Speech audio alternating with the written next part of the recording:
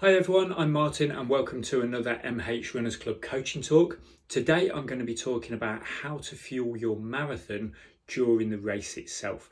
Now this follows on from my previous coaching talk on pre-race carb loading. Now running a marathon requires a lot of fuel, and unless you're running at a very easy effort, most of that fuel is going to come from carbohydrates. Unfortunately, our body can only store enough for around about 1.5 hours of exercise. Even Kipchoge takes longer than that. So all of us need to take on board some fueling during the race, even Kipchoge, and he does. So if you need any more convincing, there are two reasons runners slow down in the second half of a marathon: either poor pacing or poor fueling. Listen to this and you can eliminate one of those things. In addition, elite marathoner Dan Nash has reviewed the scientific literature and concluded that, as a very rough estimation, you could save 5 to 12 minutes over the course of a marathon if you get your fueling right. That could be the difference between hitting target and not hitting target. And believe me, you're likely to lose a lot more time than that 5 to 12 minutes if you properly hit the wall, which is either due to poor pacing or you run out of glycogen. It's so important that some elite marathoners are now beginning to use blood glucose monitors when they train, so that they can see how they utilize fuel and what they need to adjust with their fueling. We're not quite so advanced, but there's still a lot that we can do to get this right. Now, your glycogen stores are a fuel tank. Okay, you will struggle to access your fuel or to get your brain to think properly without adequate carbohydrates. So you need to make sure that you top them up during the race. Now, proper carb loading, as per my previous video, will help you start the race with a full fuel tank, but you need to then consider how you'll keep that topped up during the actual race.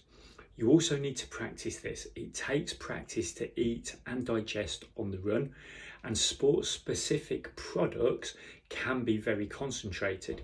So whilst they work best for you, your body needs to get the chance to process them to avoid any stomach issues when you're running.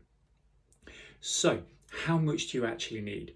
Well, the Academy of Nutrition and Dietetics recommends 30 to 60 grams of carbohydrates per hour for events lasting 1 to 2.5 hours, and up to 90 grams of carbs per hour for events 2.5 hours or longer.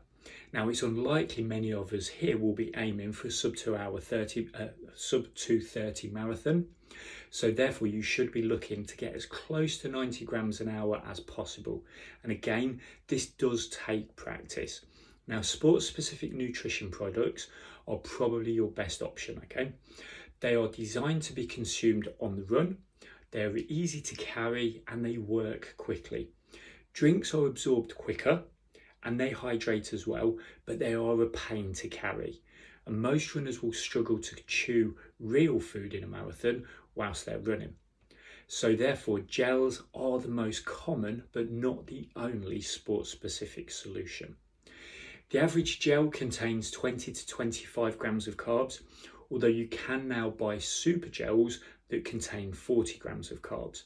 I find that the super gels are easier to carry and consume compared to multiple smaller gels.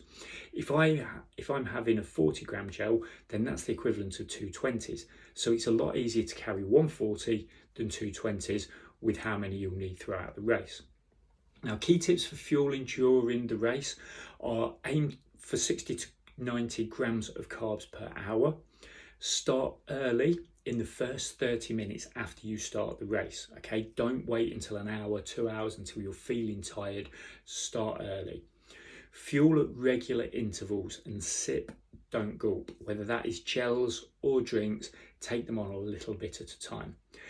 Practice, okay? Some runners think that they can't tolerate gels, but over time they get used to them.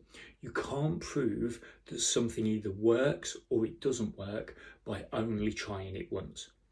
If you need fuel, if you need water with your fueling product, make sure that you know how often the water stations are. Try and then coincide your gels to have them just before or during the water stations. Always carry one extra of whatever you are taking in case you spill or drop one, okay? Or you just need one extra boost towards the end of the race. It's always better to take one more than one less. Consider aiming for variety so that you don't get taste fatigue and get fed up with what you're taking. If that happens, you tend to stop fueling and then things go wrong. Always try and save your favourite flavours for the end. That way you're more likely to take them. And there are real food alternatives like honey, sweets, sugar tablets, Kendall mint cake, that type of thing. But as with everything, make sure that you try them, make sure that you can tolerate them, chew and digest them on the run. Now here's an example of how I fueled my last marathon, which was Manchester in April. I carried 6 gels, each of which contained 40 grams of carbohydrates. I aimed to take 5 of them and have a spare. Now bear in mind that I finished in just under 2 hours 45. So I took gels at roughly 35 minutes, 65 minutes, 1 hour 35, 2 hours, and then the last one at 2 hours 20. So I closed the gap. I started with 35 minutes, then 30 minutes, then 30 minutes, then 25, and then 20 minutes. I closed that gap in taking them towards the end because the effort starts to get tougher. So therefore I need to keep my carb stores topped up a little bit more, so I shorten that gap. Okay. Now, I also practiced with these timings in training as well, so I knew what worked for me. So at Manchester, I consumed 200 grams of carbohydrates in 163 minutes. So quite a bit more than the 60 grams of carbs per hour, almost 90 grams of carbs per hour. Also, my second and fourth gels were caffeinated gels. And that brings me on nicely to the subject of caffeine. Research shows that caffeine decreases our level of perception, our level of perceived exertion.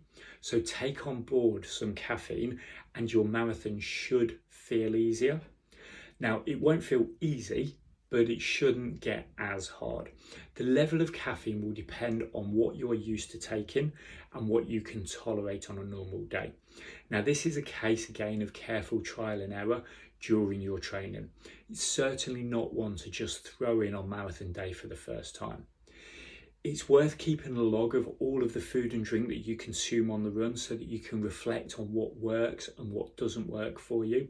Make sure that you also keep a list of your pre-run carb loading as well so that you can see what works in conjunction with that as well. And above all, don't be afraid of taking on too much fuel. You will burn more than you consume, and as long as you can tolerate it and you've practiced it, it will benefit you. By taking on a bit more, it just means that you're going to run better and you're going to recover more. Take on less and you've got the chance of hitting the wall. Now, good luck with all of your practice and your race fueling. Don't forget to share all of your top tips for what you use for fueling your race in the comments below as always. Now, again, same as last time, I have to put a big caveat in here that all of this information is relevant to the majority of people, but anybody with diabetes or any specific health conditions should speak to their doctor or consultant before adjusting their carbohydrate intake. Plus, those with any specific allergies or intolerances to certain types of carbohydrates may need to do further research to minimise possible illnesses or stomach distress. So, hope that that's been useful for you. I'll be back next week with another coaching talk, but in the meantime, pop all of your race fueling tips in the comments and share with everybody else. So take care, enjoy your running, and goodbye.